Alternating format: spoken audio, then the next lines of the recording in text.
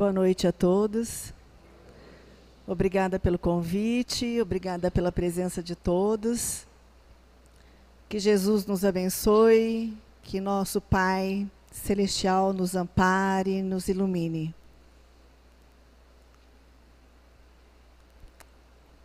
O conteúdo dos ensinos de Jesus, eles são imperecíveis. São imperecíveis porque fala ao espírito imortal. Jesus fala das realidades transcendentes e imutáveis. Fala das leis divinas que regem os nossos destinos espirituais.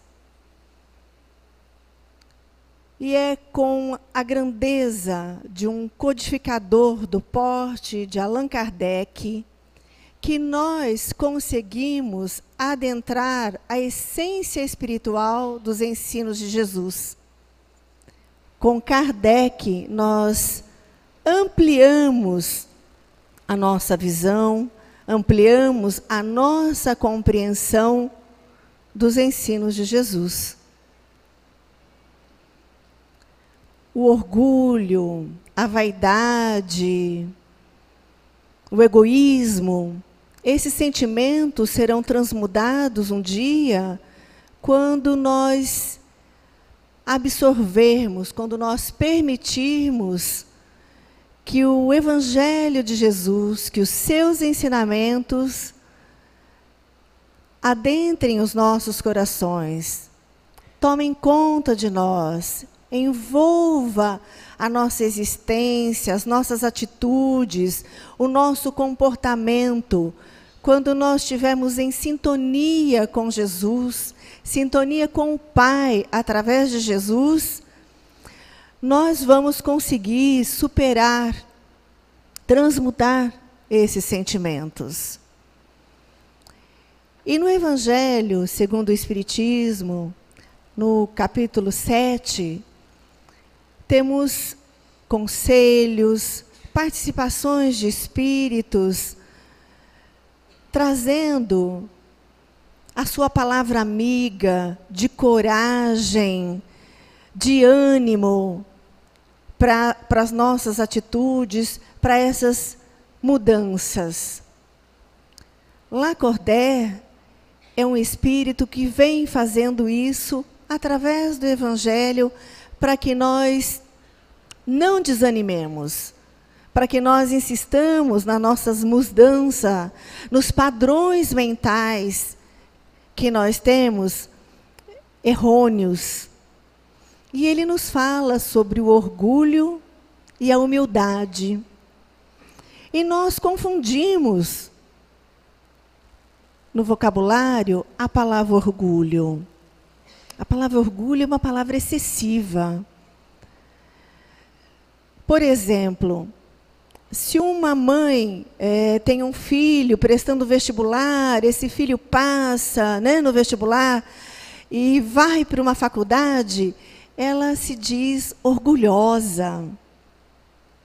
Mas ela está usando a palavra de uma forma indevida. Porque o que ela, na realidade, o que ela quer expressar é contentamento, é alegria. E Lacordaire fala do orgulho, da soberba, da prepotência, daquele que é superior a tudo e a todos. Então, nós precisamos observar para a gente não fazer a colocação indevida, bem como a humildade. Muitos de nós colocamos a simplicidade como humildade. E dizemos assim, fulano é uma pessoa simples, se veste de maneira simples, mora numa casa simples, fulano é pobre.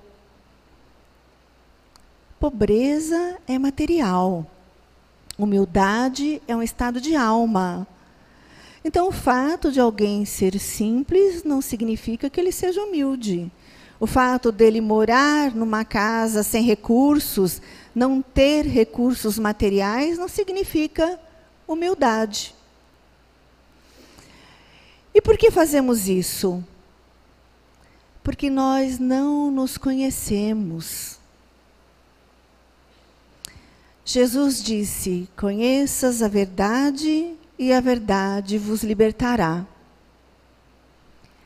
Tem uma pergunta no Livro dos Espíritos, que é 919, vou ler para a gente não errar na interpretação aqui.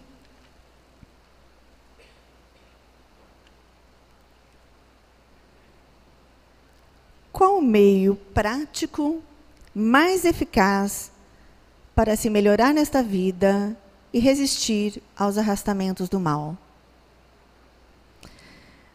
Um sábio da antiguidade vos disse: conhece-te a ti mesmo. Será que nós nos conhecemos? Será que nós sabemos de nós? Eu acredito que muitos de nós, na maioria das nossas atitudes, dos nossos comportamentos, nós não nos conhecemos. Isso porque o próprio orgulho não nos deixa ver. Ele nos engana, ele nos ludibria.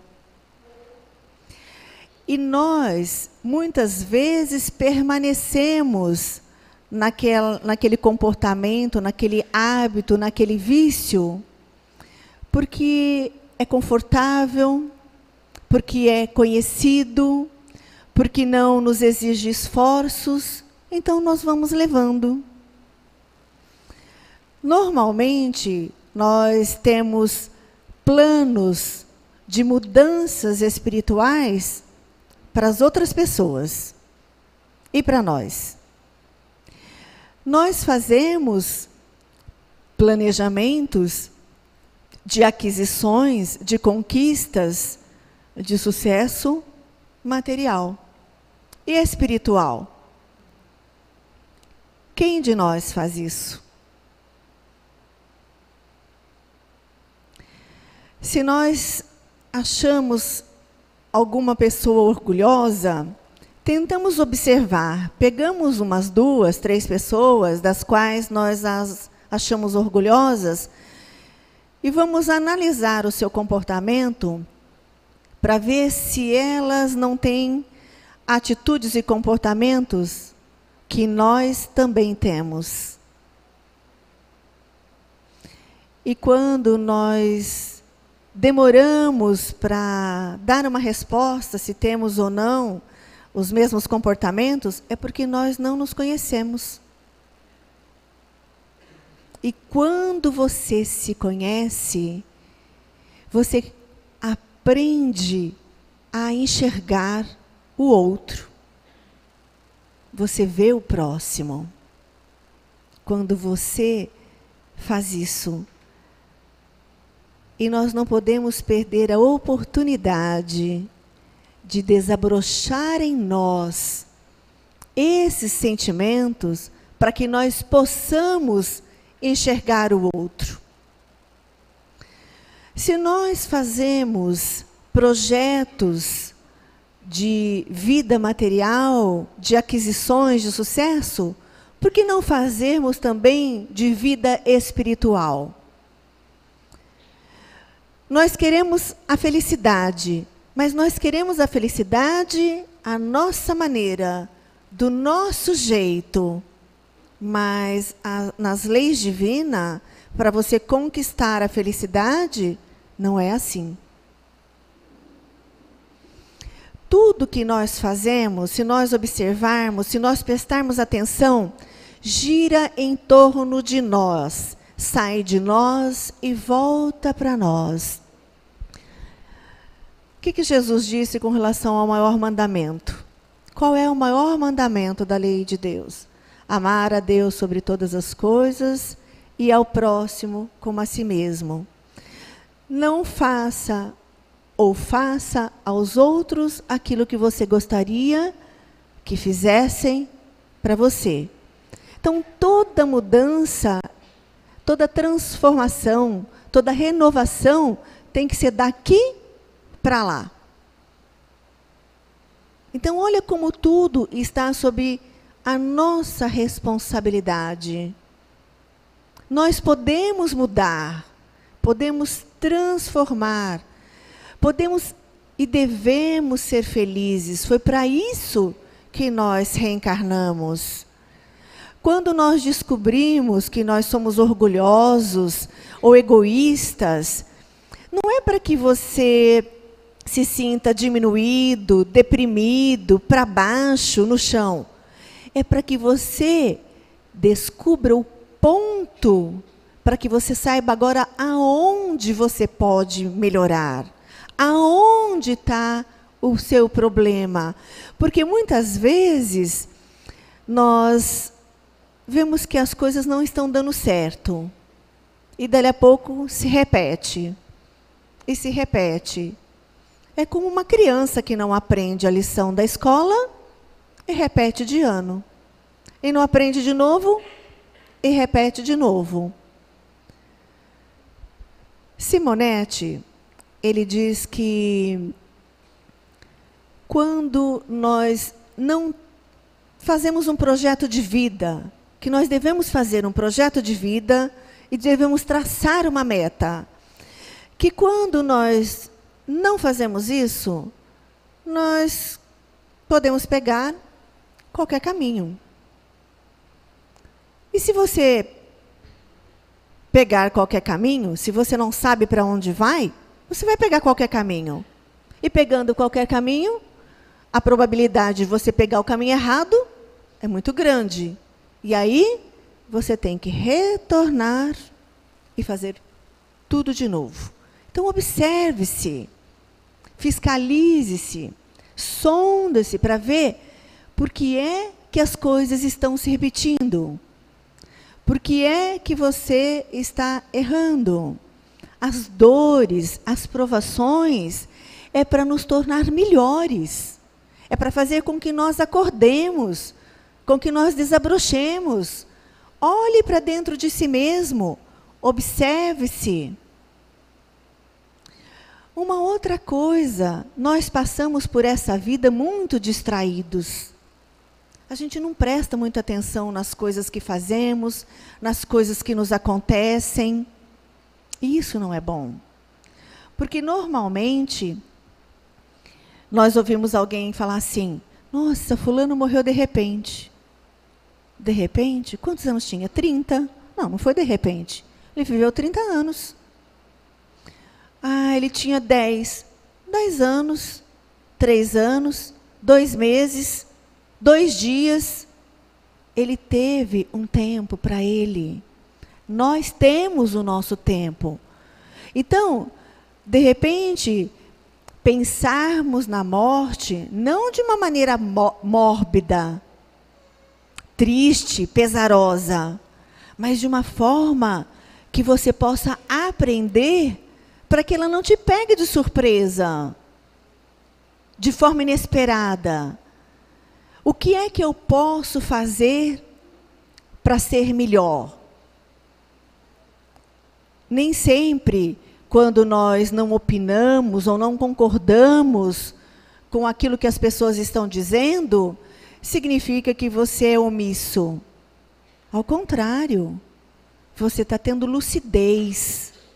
Você está se observando, prestando atenção em si, aprendendo a se conhecer para fazer uma colocação correta. Não colocar evasivas, porque nós somos muito responsáveis por tudo aquilo que nós dizemos. Temos que ter bastante cuidado com aquilo que nós falamos para os outros. Porque, às vezes, nós estamos colocando comportamentos nossos, atitudes nossas, pensamentos nossos na vida do outro sem fazer uma análise. Como se o comportamento do outro fosse errado, fosse errôneo, o nosso só o correto. Bem como o bem e o mal. No Livro dos Espíritos, nós temos 18 questões a respeito do bem e do mal. Lacordaire, inclusive, faz uma postura com relação a isso. E há uma questão em que Kardec pergunta aos espíritos se nós conseguimos distinguir o bem do mal. Se ele faz essa pergunta, porque nós fazemos essa confusão. E nós fazemos. E eu vou contar uma pequena fábula aqui para vocês entenderem como que é interessante a colocação das palavras, como é interessante a maneira de analisar. Embora tudo que Jesus disse é imperecível, não muda. Na época que ele disse de uma maneira simples, do cotidiano do povo da época, porque é o que eles tinham para entender o que Jesus falava. Não pensem vocês que na época de Jesus tinha-se um português rebuscado como nós temos hoje. Um vocabulário, dicionário, de maneira alguma. Então, Jesus usava de uma maneira muito simples e do cotidiano das pessoas da época para poder falar. Aí, a fábula é a seguinte. Um rico senhor, vamos colocar ele aqui de São José do Rio Preto, foi viajar para o Nordeste. Chegando lá, ele procurou um matuto da cidade e questionou. Matuto, tem briga de galo aqui? Tem rinha? O matuto, tem sim, senhor. Então me leva lá. O matuto conduziu o rico senhor até onde acontecia as rinhas, as brigas de galo. E aí o rico perguntou, e tem galo bom? Tem galo bom, sim, senhor. Então vá lá e me aposte 10 mil reais no galo bom. O matuto foi lá e apostou 10 mil reais no galo preto, porque era o galo preto e o galo vermelho. E ele falou que o galo preto era o galo bom, então ele apostou 10 mil reais. Começou a briga de galos. De repente, esse galo vermelho parte para cima do galo preto, arranca-lhe as unhas, o bico, as penas, detonou com o coitado do galo preto. O rico senhor olhou para o matuto e falou, mas espera aí, você não me disse que o galo preto era o galo bom? Ele disse, e é? Malvado é o vermelho. Percebe? Olha o conceito. Galo bom. O galo preto era um galo bom. O que o rico fazendeiro, o rico senhor queria dizer? Ele queria um galo que ganhasse a briga. Então, o galo bom, para ele, era o galo que ganhasse a briga. O que nós temos que fazer? Conhecer a nós mesmos. Observar. Sondar. Joana de Ângeles nos diz, no livro Plenitude, não deixe que alguém saia do seu lado sem levar alguma coisa de bom que você tenha para oferecer. Nem que esse algo seja um abraço, um sorriso, um pensamento ou uma prece. Porque é muito importante que nós observemos a nossa conduta, as nossas atitudes. Se vocês não tiveram oportunidade de assistir a um filme chamado Quase Deuses, assistam. Eu vou contar rapidinho para vocês poderem entender como é importante que as nossas mudanças não sejam só na superfície, seja com ética e moral, porque senão ela não permanece. Toda mudança que nós fazemos, ela não pode ser só física, ela tem que ser uma renovação da nossa mente, porque senão ela não permanece, ela fica pouco tempo, ela fica na superfície. E Emmanuel nos diz que esses vícios, esses delitos, já são um hábito em nós. E se você não fizer essa renovação a nível de mente, para você voltar a ter os mesmos vícios, os mesmos hábitos e cometer os mesmos delitos, é rápido, é momentâneo. E Paulo de Tarso nos diz que nós não devemos nos conformar com o mundo do jeito que ele está, que nós devemos fazer alguma coisa, renovando a nossa mente.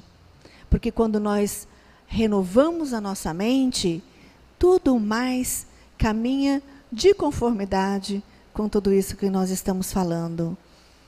Atendendo ao chamado de Jesus, atendendo às orientações, aos esclarecimentos do Evangelho, do Livro dos Espíritos, de todo o Pentateuco de Allan Kardec. Então, é muito importante nos observarmos para que nós não culpemos e responsabilizemos o outro, para que nós não responsabilizemos quem não tem responsabilidade, às vezes, obsessores. Muitas vezes, comportamentos repetidos, situações repetidas, foi do que nós plantamos lá atrás, na nossa atual existência, no decorrer dos anos, que não fizemos direito. Então, vai se refletir lá na frente.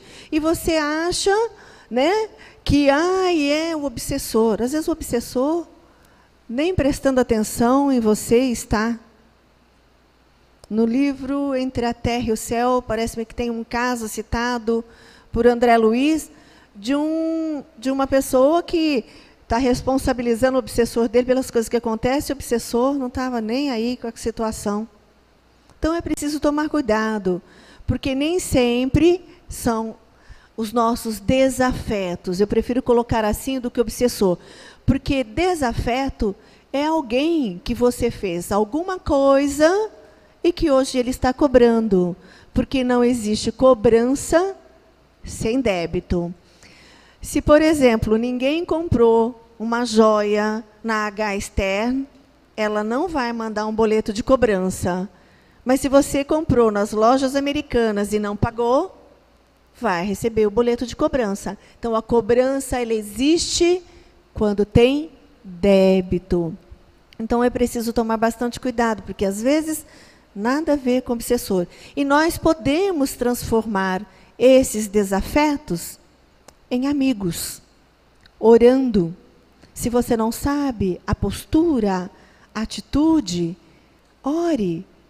Peça a Jesus, peça aos espíritos amigos, peça ao seu anjo de guarda para te amparar, para te intuir.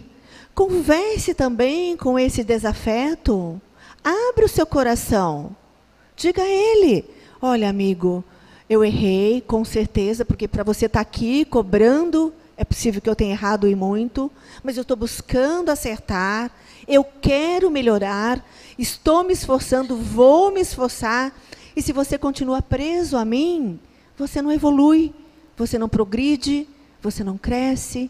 Então, vamos dar uma trégua a essa cobrança, vamos melhorar, vamos buscar fazer juntos coisas boas que não tivemos raciocínio, consciência para fazer, ou se tivemos, ainda erramos, que nessa nós consigamos corrigir.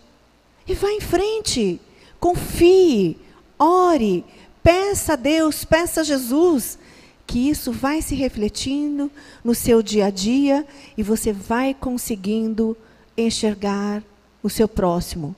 É fácil? Não é. Só que, se nós empregarmos o mínimo de esforço, está na pergunta 909 do Livro dos Espíritos, nós conseguimos mudar, modificar, renovar muita coisa. O que nos falta? Vontade. É vontade.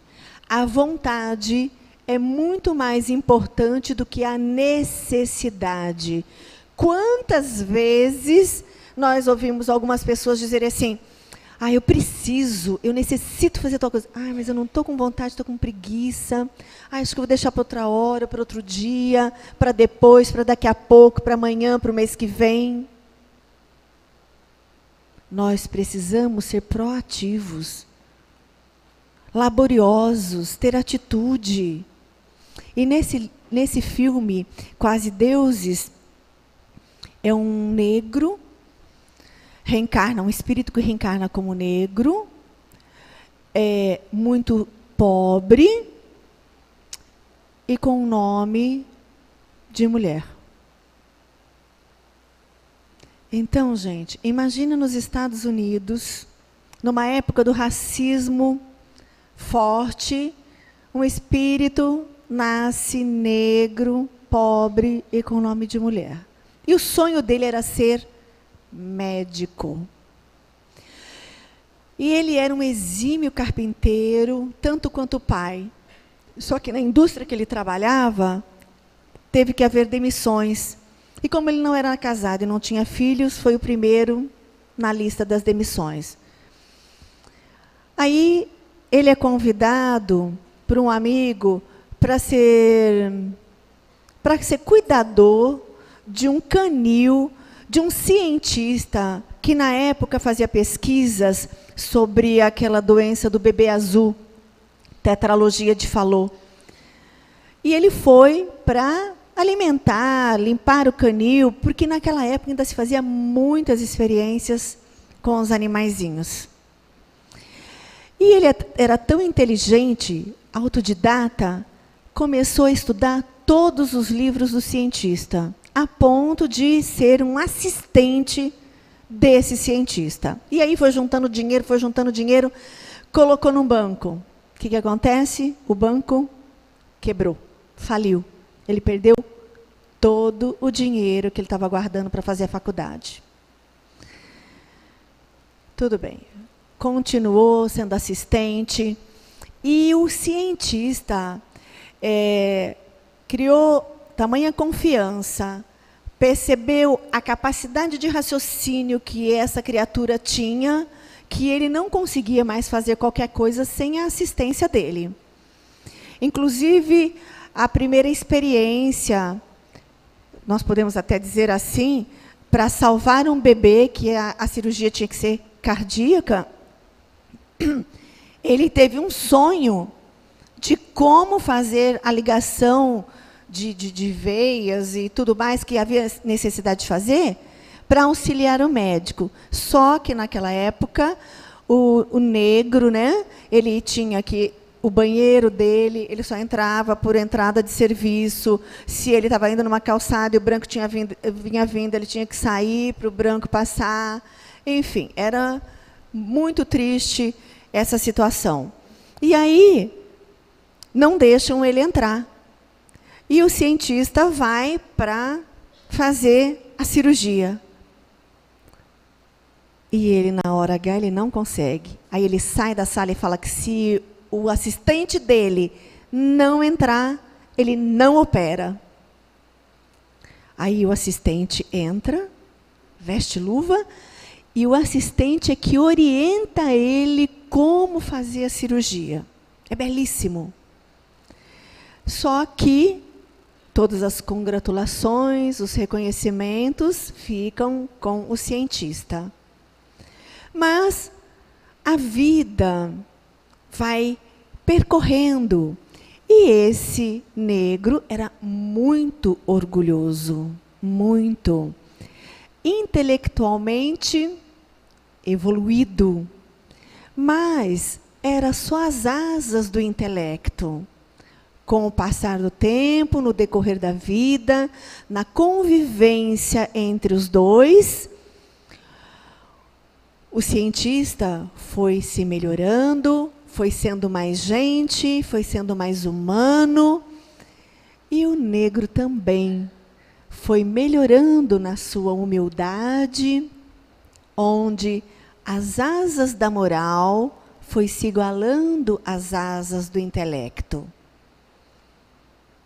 E no final do filme, ele recebe um título de médico em reconhecimento, embora não fosse um graduado, a todo o bem que ele prestou à medicina. E o sonho dele, isso é caso, né, para um outro tipo de palestra. Então, quantos de nós, através do orgulho, nos achamos melhor do que o outro, superior? Nós somos iguais. Todos nós temos condições de evoluir, de ser melhores, de fazer coisas boas, mas a maioria de nós acha difícil, né? Tudo para nós é difícil. Vamos aprender a tocar piano. Ah, é difícil. Aprender uma língua? Não, é difícil. Mas você já aprendeu? Não. Você já fez algum ano? Não. Então, como você pode falar que é difícil? Só pode dizer se é difícil ou não aquele que já experimentou, aquele que já fez, aquele que já atuou. Caso contrário, aí nós percebemos o tanto que nós boicotamos a nossa felicidade. Nós temos tudo para ser felizes. Temos oportunidades 1000 à nossa volta. Ah, mas não vou fazer isso não. Não, não tem coragem. Ah, não consigo. Nem tentou. Nem tentou. E aí também eu faço uma pergunta a todos vocês. Quantas encarnações nós temos aqui no Brasil? Quantos anos tem o Brasil? 500 anos? Pouco mais do que isso? Então, nós não temos tantas encarnações assim aqui no Brasil. Nós viemos de outros países, da Europa, do Oriente, de algum lugar. Então, se nós acessarmos a nossa caixinha preta, né, que nós temos, nós vamos descobrir muitos potenciais. Mas é preciso fazer a renovação mental. Caso contrário, ela fica na superfície, ela é momentânea. E muitas vezes nós precisamos esgotar essas possibilidades de todas as coisas que a gente fica fazendo e que não dá certo. Mudarmos para uma vida melhor e fazermos uma renovação íntima, de mente. Quantas vezes nós vemos alguém e faz alguma coisa e a gente ouve alguém falar assim, mas está fazendo errado, presta atenção, não vai por esse caminho.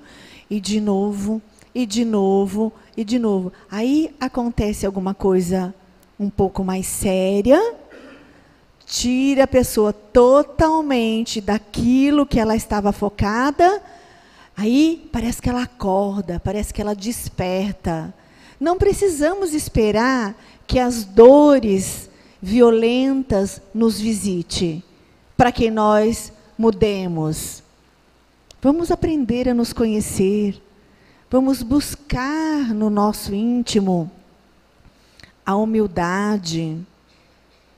A humildade não afronta, não se sente superior, ela é. Ela faz parte. É como se ela estivesse nas entranhas do ser. Podemos ser assim? Claro, desde que nós traçamos projetos de vida, meta espiritual. Por hoje, eu não vou falar mal, não vou criticar, não vou ser maledicente, não vou fofocar, vou ter paciência no trânsito, vou ser mais tolerante, vou ouvir mais. Ah, mas por hoje é muito tempo. Então, só por agora, vou acerenar o meu espírito, aquietar a minha mente. E não vou fazer isso. Daqui a pouco, por agora. Fulano, não vou me deixar irritar.